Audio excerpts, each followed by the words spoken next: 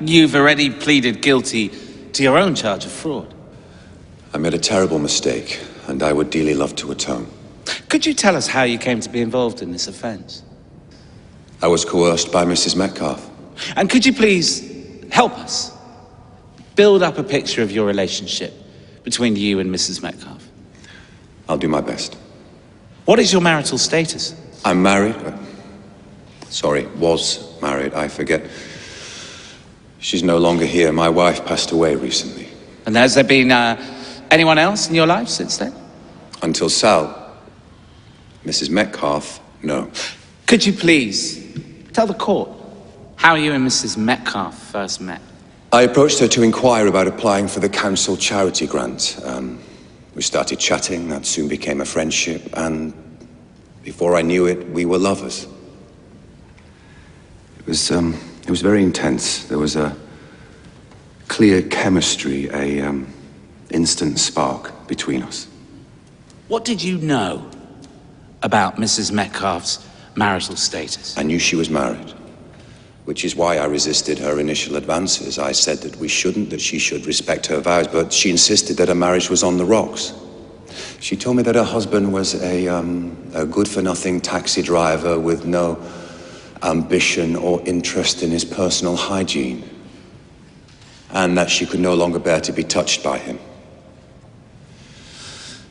I soon learned that it wasn't the first time that she'd been unfaithful. She'd had an affair during her first marriage.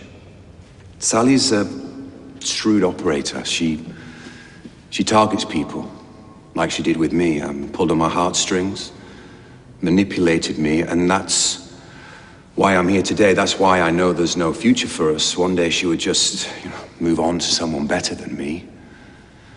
She's no qualms, no morals. Sally will do whatever is necessary to get exactly what she wants. So, thank you, Mr. Radfield. You've been most helpful. No more questions, Your Honor. Good afternoon, Mr. Radfield. Good afternoon. Mr. Radfield, you claim to have been forced into this act of fraud, pressured into it by my client, Mrs. Metcalfe. Is that correct? It is, and as I A previously... simple yes or no answer will suffice. Thank you. And you've made a statement with the police to this effect and testified to it in court. Is that also correct? Yes. It was you that opened the joint bank accounts, wasn't it? Yes. And you that purchased the mobile phones that you used to keep in touch with Mrs. Metcalfe? Yes. In your original statement to the police, you said it was Mrs. Metcalfe who purchased the mobile phones. I did. I lied. You lied? Are you in the habit of lying? I'm no liar, but Sally said that I had to be the one to set it all up because of her being in the public eye. She was the mayor.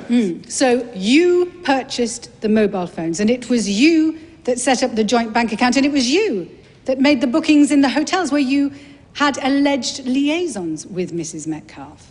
Yes. And you seriously expect the court to believe that Mrs. Metcalfe forced you to complete those tasks?